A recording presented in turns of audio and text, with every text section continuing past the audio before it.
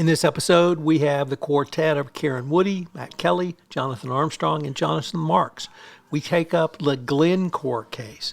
I know you'll enjoy this deep dive into this most recent FCPA enforcement action.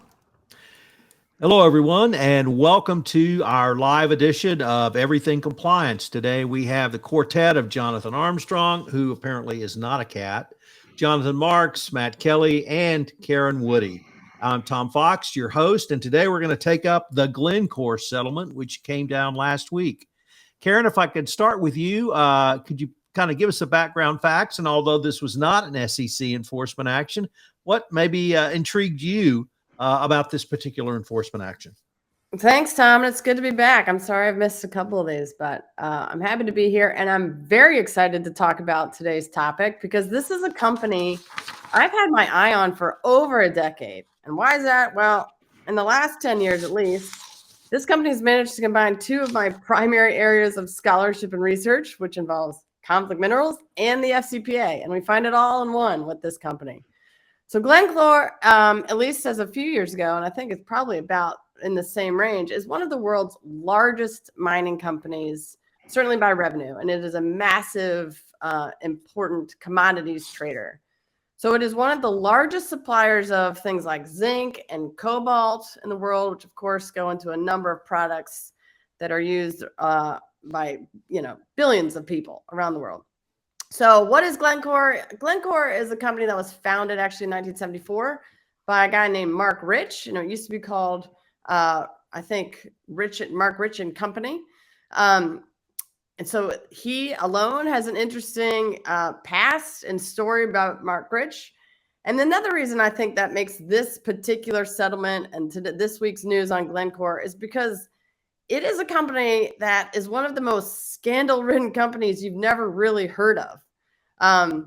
Glencore and its predecessor company named after its founder has been accused of various illegal activity for decades. And it's starting with being involved in Iraq when Saddam Hussein and getting around sanctions related to Iraq, getting around sanctions involving apartheid in South Africa, sanctions in Iran.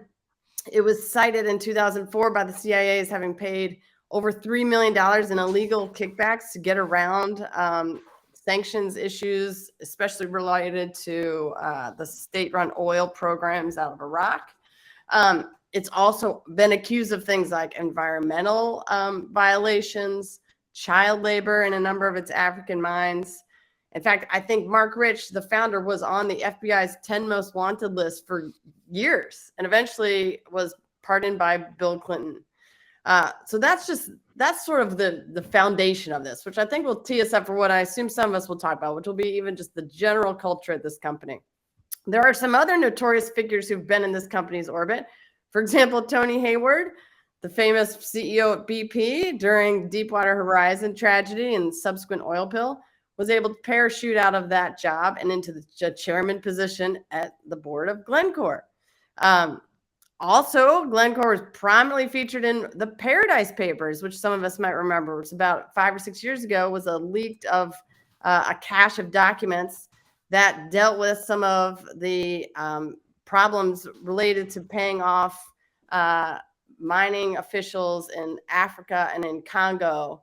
And one of the very important players in that scandal was a guy named Dan Gertler, who's an Israeli billionaire and mining magnate, who really was used by Glencore to secure a number of contracts in the DRC by paying off people like allegedly one as high up as the president, Joseph Kabila.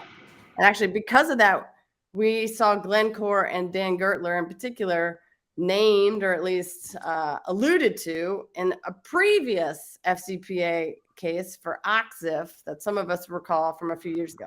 Mm-hmm. So this case, Glencore's in the news this week for another major FCPA settlement. This settlement is with both the Justice Department and also with the CFTC, the Commodities Future Trading Commission. So this involves a sprawling, decade-long investigation into the company and a subsidiary company that is Glencore Limited, which is a Swiss-based commodity mining company. So what is happening? the settlement says that essentially the company has paid over $100 million in bribes around the world. So there are corrupt payments that involve West Africa, Nigeria, Cameroon, Ivory Coast, Equatorial Guinea, some involving South America, Brazil and Venezuela, and also Central Africa, well, the DRC, Democratic Republic of Congo. So what are we doing? In the West Africa, there's over these $80 million being paid to intermediary companies. It really reads sort of like, a textbook, almost law school exam of what would be FCPA violations, disguising illegal payments using sham consulting agreements, inflating inventories. The books and records are a mess, paying tax consultants to issue fraudulent invoices. That's kind of what's happening in the African area. And South America, there's, again, corrupt payments made to consultants, also allegations of paying off judges to make certain violations go away. It's an unbelievable, sprawling, incredible read when you really read through the documents from the Justice Department and the CFTC. And so Glencore has now entered guilty pleas for the FCPA violations and the commodities price manipulation scheme. And all told, it likely will pay over $1.5 billion to resolve these investigations from the U.S., the Brazilian, and potentially the regulators also in the UK. So we're talking astronomical fines here: $428 million in criminal forfeiture and disgorgement of over $272 million. That's to the DOJ. To the CFTC, we're talking about, again, we're looking at numbers that are like $1.1 billion in a civil monetary penalty of over $865 million, disgorgement of $320 million. All of this means that this particular settlement lands Glencore in the illustrious list of the top 10 of sort of highest fines in relation to an FCPA violation. That's at least according to the calculators over at the FCPA blog and elsewhere. So this was, again, a sweeping, massive investigation. It went over a decade and involves multiple countries. But at the end of the day, it was absolutely necessary, and one that I think is not surprising given the history that we've seen with this company, and certainly some of the leadership and characters that seem to be, again, in this company's orbit. So that's the lay of the land. So, Karen, in terms of here's the question I wanted to ask you: why isn't the Securities and Exchange Commission involved in this case? That's a great question. The SEC, I think, because there's so much happening here. The SEC, likely because there's already civil disgorgement going all around here and where the Glencore is traded.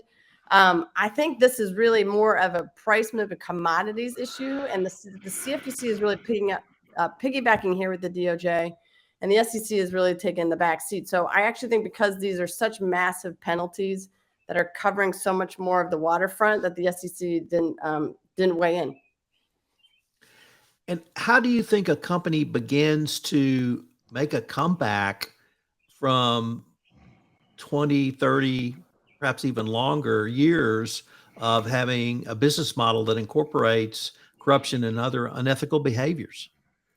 Well, I mean, that's what we on Everything Compliance talk about. I mean, this is going to have to be such an unbelievable adjustment. But the thing is, it's not surprising when you look over the last, 20, 30 years of what this company has been doing and how it's been, dinged or like had allegations against it time and again. And sort of every major, even FCPA things, we've seen them in Octave, we've seen them in other things that I do think it's amazing that, the question of how effective maybe these fines are in terms of deterrence or changing corporate culture, it'll be interesting to see. It's really going to, I mean, for starters, Tony Hayward is now leaving as chairman. I think sort of relevant to this settlement going through, I think that sort of will be one of the precipitating acts for him to now leave. And there'll be new leadership, at least on the board, but it's going to take a lot to really change what seemed to be effectively a business model of hiring mercenaries to pay off government officials around the world, to pay off judges, to pay off. I mean, it does seem to be that that's how they've done business for quite some time. So it's going to take a lot, I think, to rewrite the ship. Matt Kelly, you have written and podcasted about the topic of CCO certification. Mm-hmm. And now we have our first example dead in front of us. What issues do you see? Is there a new class of criminal liability created by this requirement? Is this good, positive for the CCO, for the DOJ? Where do you shake out on those questions for Glencore? Well, it's an interesting point, because I think the best answer to a lot of the questions you just asked is I don't know, because we haven't seen this before, and we still have a lot of questions this will work. Let me just back up for a moment and explain about what this actually is. I will sneak in and answer, Tom, to your last question to Karen about what Glencore is doing. They are mounting a charm offensive now to talk about all of the things they're doing. They even put out a special report, I think the day after or the day of the announced settlement, where they talked about this big revamped compliance program that they are launching and have launched. And they have gotten rid of the offending executives. They're bringing in new leaders. They did hire a new head of compliance, a man named Daniel Silver, who arrived, I believe, 2 years ago. They revamped their business partner management, scaled back the use of a lot of these intermediaries, all this stuff, put out a very nice, slick, special report about just the compliance. It kind of reminds me of what Walmart used to do back in the mid-2010s when it was still pros of its big FCPA, and Walmart put out an annual report about its compliance and ethics improvements. This kind of sort of looks like what Walmart did, maybe a first iteration of it. I have no idea if Glencore will keep on publishing some sort of updated ethics and compliance statement year after year. But tying into the CCO, I think it's important to note that two other elements here that Glencore had to agree to were not just one, but two monitors, two independent compliance monitors, one for Glencore's parent in the UK, I think, or in Switzerland, one for the corporate parent, and one for Glencore Limited, which is the US subsidiary. So two separate compliance monitors happening at the same time for the next 3 years. They're not getting a deferred prosecution agreement because they plead, so there's nothing to defer there. Like, prosecution essentially got settled out and happened. But it's a 3-year deal, and we have this CCO certification that will need to happen. So as of right now, Glencore's CEO and its chief compliance officer, Mr. Silverman, they will both need to certify the newness of the compliance program 30 days before the expiration of the plea agreement. Now, it's a 3-year plea agreement. It was signed last month, so they'll need to sign their certification, I guess, sometime around May of 2025. Glencore will also need to make annual progress reports to the Justice Department, assuring that its compliance program improvements are continuing and that the discovery of any new misconduct is disclosed properly. So of this.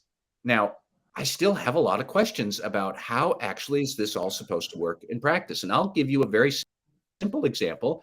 So what happens if Silver isn't the compliance officer 3 years from now? What if he takes another job? What if he's abducted by aliens? What if he gets hit by a bus? The idea of a compliance officer signing annual certifications, especially a CCO signing some certification 3 years from now, I question how that might work with normal personnel turnover that comes and goes. So if Mr. Silver isn't the chief compliance officer at that time, will the successor have to sign it? Will he or she have to agree to that as part of their employment agreement? What if the new chief compliance officer decides, I don't like what we've been doing. I want to revamp this whole program that we've been certifying for 2 years. What if they want reinvestigate their whole thing to make sure that this is all up to their own standards? It's a nifty idea in theory, but in practice, what if the C says yes, I think we can certify, but the CEO says no, I don't? What if it's vice versa and your boss, the CEO, wants to certify, but you, the chief compliance officer, you don't? How is this supposed to work with two independent compliance monitors also looking over your shoulder? Why are we doing this at all? Isn't this a bit repetitive? Like, the monitor is the one who's going to be reporting back to the Justice Department.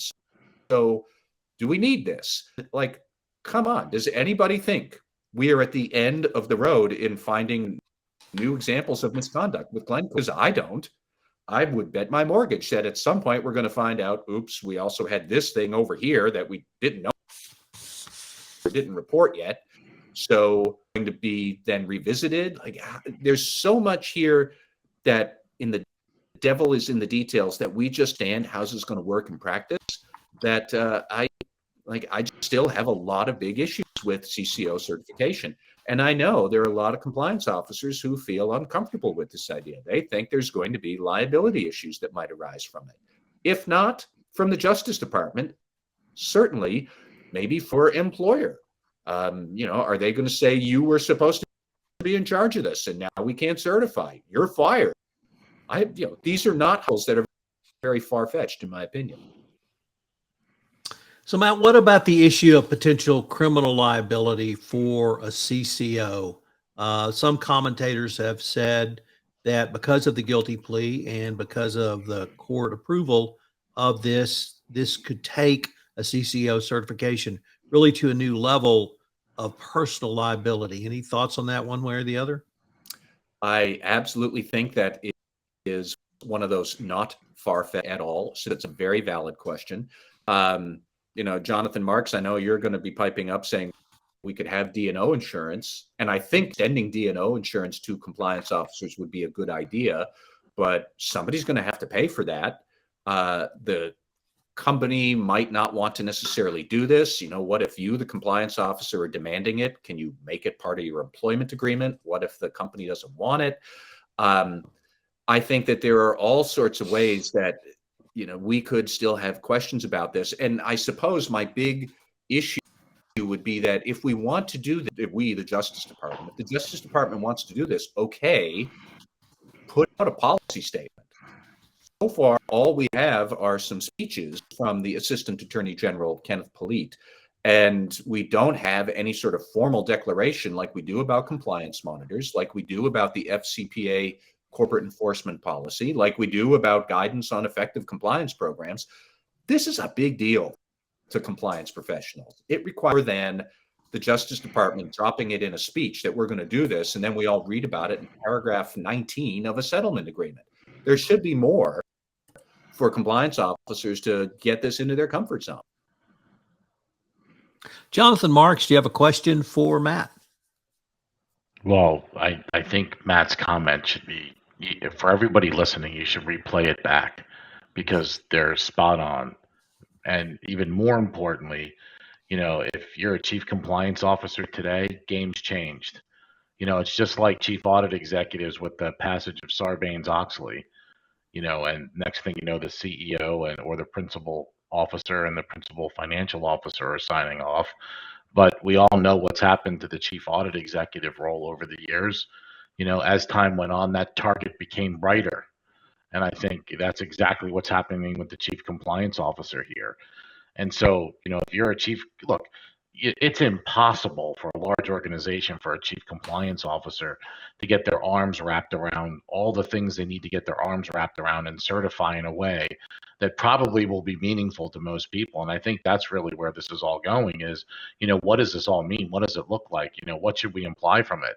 But if you don't have insurance and you're not going to be properly representative as a chief compliance officer or a chief audit executive today, you might want to think twice about signing up for truck driver school like I did at one point. Tom, if I could just respond to a couple of points that Jonathan brought up, and I mean, Jonathan's also spot on here. So number one, another practical scenario, what if the company doesn't have a chief compliance officer? What if you only have like a senior director of corporate compliance and ethics? Is that person going to certify?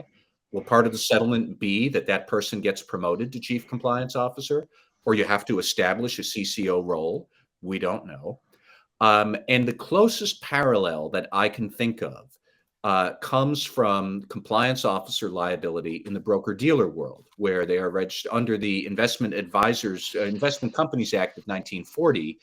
They are in charge of administering a compliance program. So if you are administering the program and it has a failure, have you violated that law? FINRA, the regulator for broker-dealers, has gone to great lengths to say, no, we don't want this. Everybody, please do not freak out. And by and large, the incidents in that field of chief compliance officer liability, the CCO deserves it because they were in on the misconduct. They were grossly negligent, asleep at the switch. And I don't have much sympathy for them. But FINRA recently put out a policy document set. Failure to supervise flows from the people who are the supervisory executives at the firm. And that is not a compliance officer. FINRA says the chief executive or the president or the general manager of the broker-dealer, that's the supervisor, and that person has supervisory responsibility. And then FINRA in the next breath said, unless they delegate it to the compliance officer, which you can do. And I was like, oh man, here we go again with the complexity. So there's a lot of ways that you could still have this liability on a practical daily basis flow down to a more junior executive. And at a large company, yes, the CCO would be junior to the CEO. Like you could have people trying to foist this liability onto the chief compliance officer against his or her, true will in their heart. And like I said, we really need a more clear policy statement from the Justice Department in writing, not in a speech, to try and answer a lot of these questions, because it will be a big sea change in the fullness of time if we really make this a mainstream thing. I think on the insurance point, though, we needn't take it as a given that insurance is always going to be available to bad offenders. If there's a lot of kids can't drive on the road because no one will insure them. The cyber insurance market is hardening, particularly against those who've already had cyber breaches. And yeah, you might get insurance from somebody somewhere, an obscure Lloyd's syndicate, but at what price? So the difficulty, I think, for a lot of incoming CCOs will not only be to make sure that they're insured, but that insurance is maintained. We have had experience in the past where we've had clients where they say, you have to have the policy in place. And by the way, we want the insurers to notify our client direct if that policy doesn't get renewed. And CCOs are going to have to look at steps like that, particularly if they're in a business that's had difficulty, and particularly as the insurance market hardens. Yeah, and just really one quick comment here with all of this. Gone are the days where, and I laugh because I get these calls all the time. Hey, and I know Matt does some of this too. But if you're a chief compliance officer out there and you're working for a publicly traded company, and go check your compensation, because guess what? If you're going to be signing off on this stuff, the juice better be worth the squeeze. Yep. You better be making some serious coin these days. If you're going to be sitting in that hot seat. And I got news for you. People are not realizing that yet, and some people are, still meandering their way around. But I think this whole issue here with this certification could be a huge game changer, because I remember it very vividly with internal audit. Internal audit was the stepchild in the corner, and I don't mean that disparagingly, but they were, and now they're not, and now some chief audit executives are making real money. I know chief compliance officers to some degree are making some money, but the whole comp structure for all this is absolutely going to change. And I think, instead of sort of a standard, hey, we're going to hire a chief compliance officer anymore, you're going to have to go hire a labor attorney and make sure that you do have, all these things built into your contract and agreement. And, if in fact, there are clauses to punch out.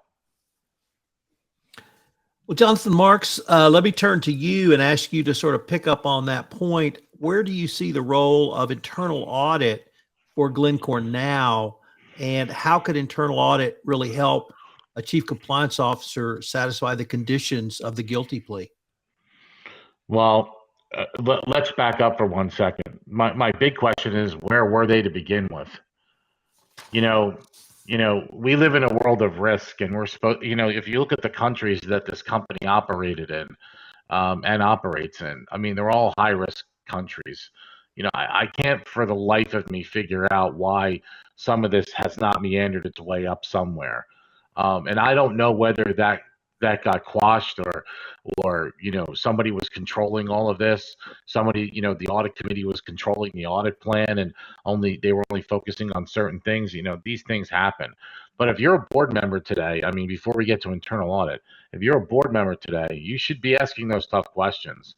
And I don't know how. That's great that they replaced them all, but how many of those people that were replaced absolutely breached their fiduciary duty of care in all of this? And I mean, I'm not a lawyer by any stretch of the imagination, but I do know the concept there, and I can't believe for the life of me that over this period of time that someone never asked a tough question. Now let's roll this into internal audit. Where were you? What are you doing? What's going on? How can they help? If you're going to truly build a risk resilient process, and we've talked about this ad nauseum, internal audit, compliance, and the legal function have to be in harmonization. They have to be, working together. They need to be understand what they're doing. I think internal audit can add some real value here from, a continuous auditing and continuous monitoring perspective if a program was put in properly. And that's another thing too. I mean, that this whole thing kind of brought out to me. The importance, if you look at what the regulators are saying, they kept talking about feedback and using feedback to constantly enhance your compliance program. Continuous auditing, continuous monitoring, everybody thinks it's sort of, it's a really neat thing to say, but nobody really understands it. They don't. And if you don't know what the objective is to start with, then I would bet dollars to donuts you're probably doing it wrong. But if you do it right, and I have instances where we've helped organizations implement this the right way, giving the right information, getting the right feedback, using that feedback appropriately, it can be really, really effective. And that's where internal audit, I think, can help. Using the data to tell a story, but using the right data for the right reasons and having the right people monitor this is really ultra critical.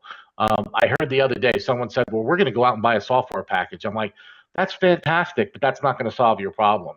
And for anybody out there listening, if you think you can go out and buy a software package and it's going to solve all your ills, that's, I got swampland in Florida that I'll sell you as well.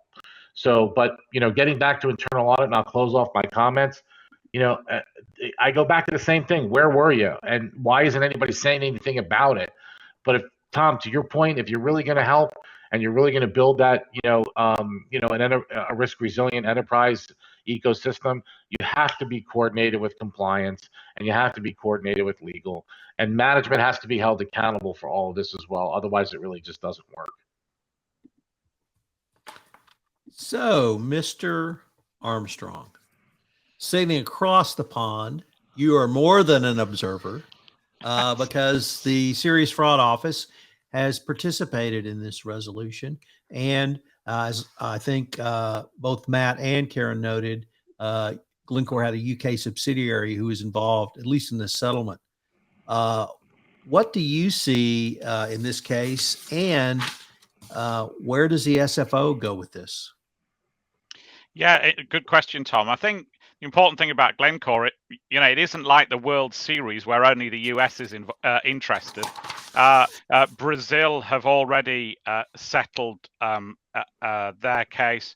I'll talk about the UK in a minute. There's ongoing investigations in the Netherlands and Switzerland as well. And there truly is an international aspect to this, I think. The SFO's investigation started in June 2019. We're hampered a little bit about what we can say because of the rules in the UK. We've a pending court hearing. But on the SFO's case seems to involve oil operations for Glencore in Cameroon, Equatorial Guinea, Ivory Coast, Nigeria, and South Sudan. And the SFO alleges that Glencore and its agents and employees paid some $25 million to get oil rights in those countries. As I've said, the SFO has been working with the US authorities and is still working, it seems, with Netherlands and Switzerland. There's a hearing in London on the 21st of June, and Glencore will then be asked to say how they plead. There are 7 charges against them, 5 under Section 1 of the Bribery Act 2010. So they're what you might call hardcore bribery offences, and 2 under Section 7. Section 7 was this new section that was brought in by the 2010 Act of failure to prevent bribery. They will probably, I'm guessing, relate to failure to supervise agents, failure to have proper processes and procedures in place. You'll remember that this associated persons, this need to supervise agents and people you contract with, is important in the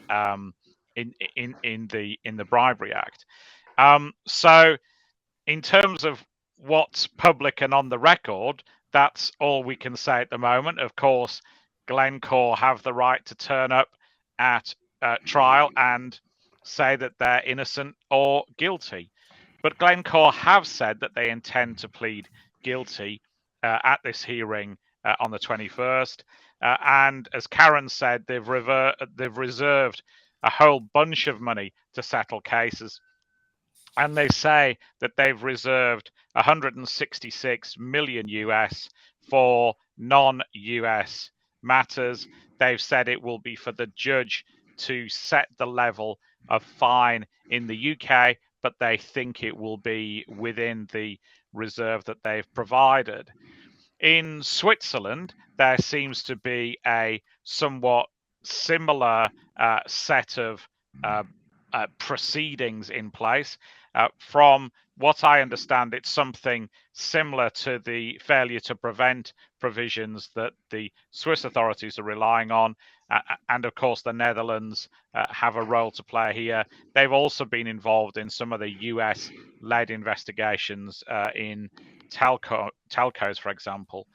And I think this whole thing tells us that the global fight against anti-bribery is getting more global. It used to be the case that the US authorities were the only sheriff in town, but now I think many organizations have to look at their risk holistically and have to look at the fact that different regulators may be involved. And in some jurisdictions, it may be easier to get prosecutions than others. I think you had a couple of supplementals there. What does this mean for the SFO? What does this mean for individuals? Well, even if the convictions go against the corporation, that doesn't necessarily stop the SFO pursuing individuals. Like in the US, they've had fairly limited success with cases against individuals, but the odd one or two have stuck, including in oil cases. And I guess the other question is, will all of this save the current director of the SFO? It's been a few months of turmoil, maybe you could say more than a few months, for the director of the SFO. Obviously, we've talked previously about the Unioil prosecution, which is somewhat unhelpful from the director's point of view. A court found that she had had side chats with a fixer for some co-defendants. So that wasn't an ideal situation, and to have the director criticized in court is not a great look. We've had the collapse of the Serco trial. That's subject to an investigation by a leading QC.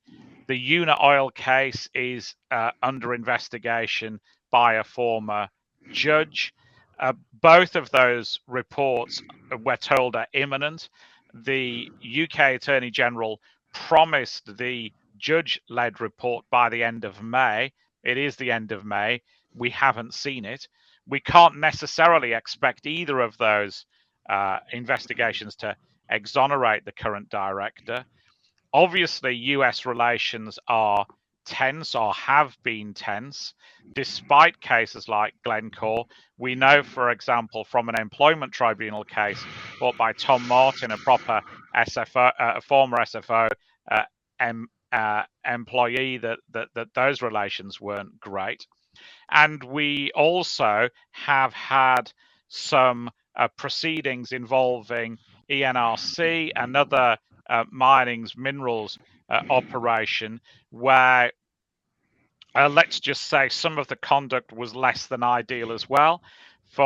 We should state that this isn't at the door of the current director, but two directors previous have, I think, some questions to answer, particularly in the way in which they liaised with the law firm who ought to have been representing ENRC and was clearly motivated by other things, including the promises that he'd made to a US law firm when joining them of being able to land big investigations.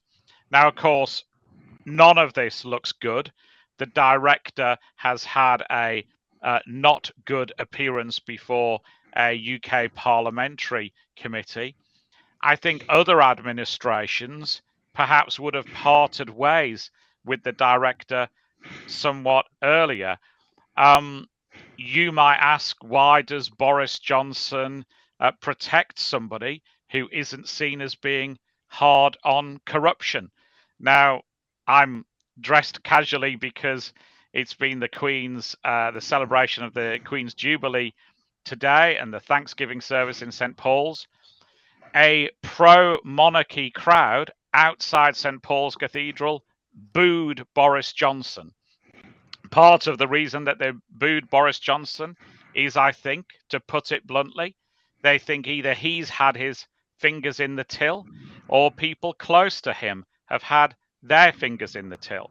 And some might say that the reason that Boris Johnson wants a weakened SFO is because they might not shine the spotlight on some of the PPE deals that have been done during the pandemic, where courts have said that there are questions to ask.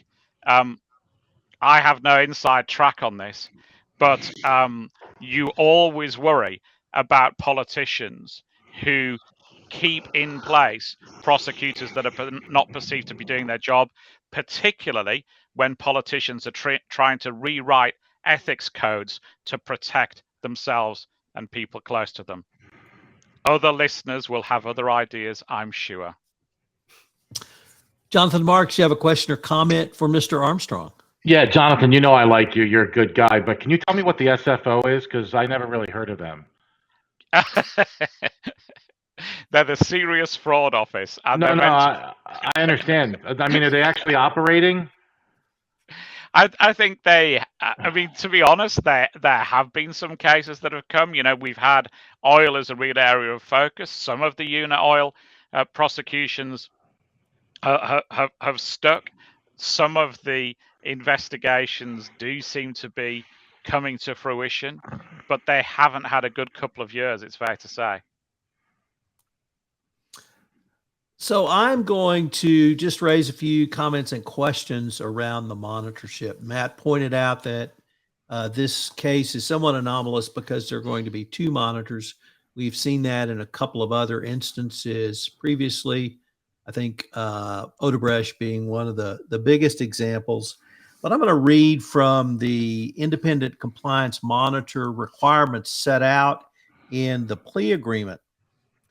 The monitor's primary responsibility is to assess and monitor the company's compliance with the agreement, to specifically address and reduce the risk of recurrence within misconduct. That's the first sentence of the monitor's obligation. And that really points to the concept or the thoughts that Lisa Monaco put forward last October in her speech to the ABA White Collar Conference of the reorientation of monitorships in FCPA and other cases. I think the department felt like on one instance or on one level, One, there was too much recidivism, and that was hammered home again this week when actually yesterday Tadaris settlement was announced. We have yet another FCPA recidivist. But I also get the sense that they didn't like the way corporations were navigating their post-NPA, post-DPAs, post-other settlement resolutions without a monitor. And this seems to be an evolving theme from the Department of Justice, and I certainly invite the panel's comments, but the department wants to not only have successful monitorships, but they want companies to abide by the terms of those agreements. And it seems to me that they didn't feel like they were getting that. If you think about the evolution of monitors in the middle part of the first decade of this year, almost every company was assigned a monitor. And there was certainly monitor abuses, and there was commentary and pushback against the Department of Justice around these. I thought the department answered that commentary and pushback, and then the department, in the form of the Benchkowski memo, basically said monitors would be disfavored. And now it really leads to the DOJ keeping their finger in the company's pocket for a period, at least with Glencore, of up to 3 years. So typically when you have a guilty plea, that's the end of it. You plead guilty and you get assigned your penalty, whatever that may be. In the criminal world, it can be incarceration. It can also be a fine and penalty. But here we're extending out the Department of Justice's role going forward. And that seems to me to be a sort of a philosophical shift in the DOJ's approach to settlement of FCPA cases. I certainly understand a monitorship in the context of a DPA and NPA, and here we have a guilty plea agreement and a monitorship, or 2 monitorships imposed. So I think what Lisa Monaco communicated to us last October really came to fruition in this case. And I know several people on this panel questioned why some of the earlier cases before this didn't have monitors. We don't know the answer to that question, but we do have that question answered in this case. And for the Department of Justice to take a continuing role in not only making sure that, or trying to make sure that recidivism doesn't happen, but also to really incorporate best practices compliance program into a corporation and test that effectiveness, I think extends the reach of the DOJ and really may open up a new era of DOJ, not simply robust enforcement, but robust continuing oversight by the Department of Justice. I've been in one of those situations. I certainly understand what it can mean for a company, and we seem to now have evolved, or at least the DOJ's thinking has evolved. I have lots of questions about how it ties into the CCO certification, and Matt raised many of those in his remarks.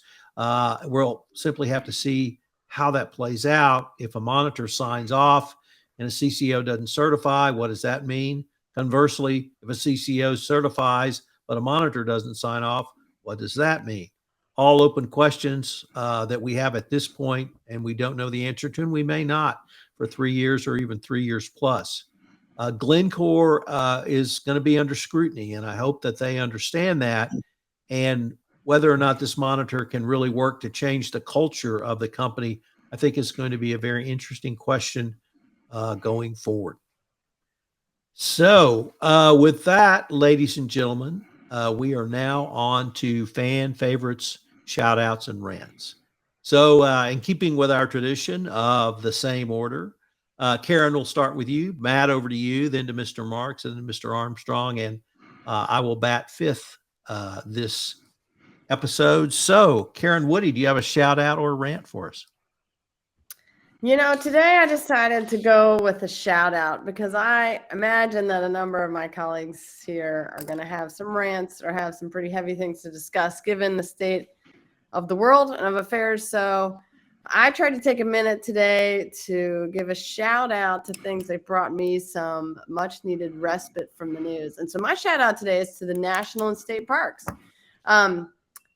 I spent a lot of this past weekend out in Indiana, near Bloomington, Indiana. I spent a lot of time on Lake Monroe, which is a man-made lake just outside of Bloomington, Indiana. It's a beautiful, lovely place. And it's lovely because so much of the lake is surrounded by Hoosier National Forest, meaning that there aren't many houses within view from the lake. And so you're able to just spend some time on whatever kind of watercraft you may be on. For my kids, it was a tube pulled by a speedboat, but I did appreciate there was this nice haven where you can really just look and see trees, an occasional hawk, and water, and you can take a minute to separate yourself from the horrific news we were all inundated with, the state of affairs of a number of our governments, and a lot of other things that feels overwhelming.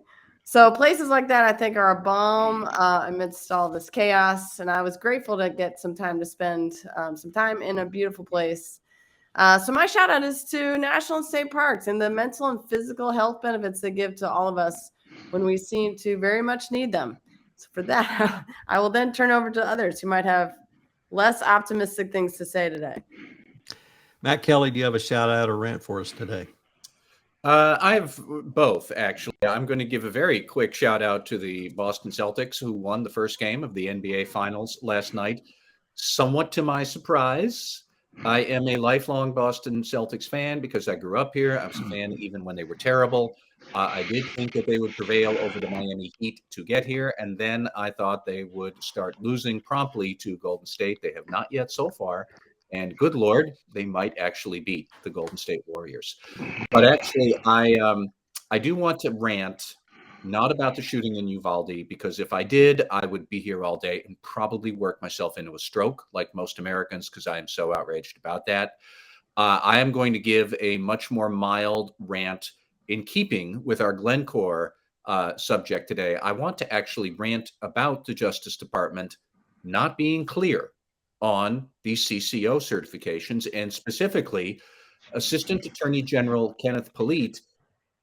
He has a habit of very good, meaty, thoughtful, important for compliance officers, which then do not get published by the Justice Department website. And for those of you who are not total news nerds like me, the Justice Department news website does regularly publish the full text of speeches from senior DOJ officials, including in the past, the Assistant Attorney General of the Criminal Division, who these days is Mr. Polite. And so far, he has now given at least 2 speeches this year I can think of about CCO certification and about how compliance officers should think about compliance programs and how they should deal with the Justice Department. These are important things for this audience and for corporate compliance generally. And nary a peep from the Justice Department news website about what he actually said. And so we suddenly have to go and hunt this down from transcripts or video replays or something like that. Also in this vein, we have not, as I mentioned earlier, seen a formal policy statement from the Justice Department about CCO certification. So I am not going to demand that they start publishing Mr. Polite's speeches, the full text and whatnot, but I would request politely, diplomatically, pretty please with sugar on top, Mr. Polite and the Justice Department, please, you guys are talking about important things. You should not just keep that bottled up to whatever speech that he might be giving to the audience in the room. Publish the text of these speeches on the website of the Justice Department so the rest of us can see it promptly and really digest it and understand it. And the sooner you start doing that, DOJ, the better. So that's my rant, and now I'm done. Jonathan Marks, what do you have for us today? Well, my rant was going to be about the report that Glencore actually issued. I think it was in May. I can't remember the exact date. May 24th, the Ethics and Compliance Program report that they put out. Yep. You're going to put out a report like this, at least say something, please. Maybe have a scorecard on the 11 hallmarks of compliance and where you actually are. Don't list that you've done 50 audits. Tell me where tell me whether, kind of what's going on here. I read through this thing like 18 different times, and every time I read it, I felt like I knew nothing more. I don't consider myself to be the brightest bulb in the batch, but I really didn't get too much out of this other than a bunch of numbers and some pretty pictures on a piece of paper. So, I mean, if you're going to issue a compliance report to the world, to me, there should be at least something in there about, how the whole thing's really coming together and what's really going on, not just the fact that throwing up numbers there and how many audits that you did, how many effective audits were there, how many, what does your remediation plan look like? You talk about this, but I think the word audit's actually mentioned 3 times in the whole thing. And one time it says we have the right skills. I don't even know what those skills are, and I don't think they do either. So that's kind of my rant. I mean, I think too often corporate America puts out garbage, and I think in this particular situation, I would classify this as pretty close to being garbage. So thanks for that. And then my second rant, actually, actually it's a shout out, which is really rare for me. Thank you, Philadelphia Phillies, for firing Joe Girardi. When you have a team that does not come together and does not gel with that type of talent, there's usually a reason why, and the root cause here, I think, was the manager, and I'm glad they got rid of him. So let's hope that we have a better second half of the season. Jonathan Armstrong, on the Queen's Jubilee, what do you have for us? Well, I shout out to the Queen, of course, and thank her for her service, and I think I mentioned that a couple of podcasts ago. But so instead, I'm going to shout out to tennis player Sir Andy Murray. And why am I mentioning Sir Andy Murray at this stage? Well, in 1996, Andy Murray was 9 years old. He hid under his desk in school whilst a gunman ran amok through his school. He and his brother obviously survived, but 16 of their fellow pupils were killed, and one of their teachers. And very bravely, he's spoken out about those horrific events recently, obviously prompted by events in the US. And maybe I'm reading Tom's mind, but I'm wondering if he's going to have something to say about that. Now, of course, our thoughts and prayers are with everybody affected by school shootings then and now. What the UK did 26 years ago is we had a judge-led inquiry. We don't have all the answers. We've still had 2 shootings since then, but we've had no mass shootings with handguns in the 26 years since. In the US, you've had 200 this year. And I haven't got the answers. Andy Murray hasn't got the answers. But it's time to find them. In the UK, we limited the use of handguns, or prohibited the use of handguns, and we limited the use of other guns, sporting rifles, for example, where you had to have somebody countersign your gun certificate. You could have your lawyer do it. In 26 years, I've countersigned 1 certificate, and I regretted it. And why I regretted it isn't the subject for a podcast. But as I've said, shout out to Andy Murray for being brave enough to speak about these issues. It was for him then a horrific time. Clearly, he's still dealing with the trauma. But let's find a way not to have anybody else to suffer. I don't know what that way is, but you need to get the brightest minds together and work out an end to all of this. So for my shout out and rant, I want to honor those who died in Uvalde. Neva Bravo, age 10. Jacqueline Carrazes, age 9. McKenna Elrod, age 10. Jose Flores Jr., age 10. Eliana Garcia, age 10. Uzziah Garcia, age 10. Amarie Garza, age 10. Xavier Lopez, age 10. JC Lovanos, age 10. Tess Mata, age 10. Miranda Mathis, age 11. Althea Ramirez, age 10. Annabelle Rodriguez, age 10. Mate Rodriguez, age 10. Lexi Rubio, age 10. Layla Salazar, age 11. Jalaya Seguro, age 10. Eliana Torres, age 10. Rogelio Torres, age 10. Those were the children who died in Uvalde. There were 2 teachers also gunned down. and I wish to honor them. Irma Garcia and Eva Mirlis. Well, that concludes this episode of Everything Compliance. I look forward to our next episode together. Thank you all. Thank you, Tom. Thanks, Tom. Hello, everyone. This is Tom Fox again. Thank you for listening to this episode of the award-winning Everything Compliance. If you'd like to check out the Shout Outs and Rants, they have their own iTunes channel and also are available on YouTube, so check that out as well. Hope you'll join us again for our next episode where the gang gets back together to take up a topic du jour. Thanks again, and Everything Compliance is a production of the Compliance Podcast Network.